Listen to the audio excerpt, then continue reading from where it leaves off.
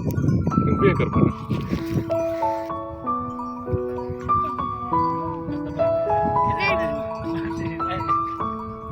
बहुत ज़बरदस्त, इसे हम बोलते हैं तिरखो चाय। मतलब ये जो है ना चीनी चाय मिक्स नहीं करते, गुड़ से भी करते हैं और चीनी से भी करते हैं। कुछ लोग मीठी टाफी होती है उससे भी करते हैं।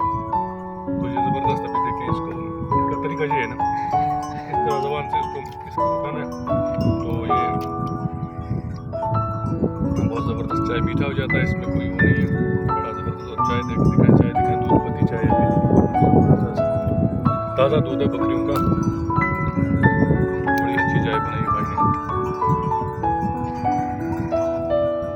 इसका ज़्यादातर जो है ना वो गुड़ के साथ इसको करते हैं, तिरको हम बोलते हैं।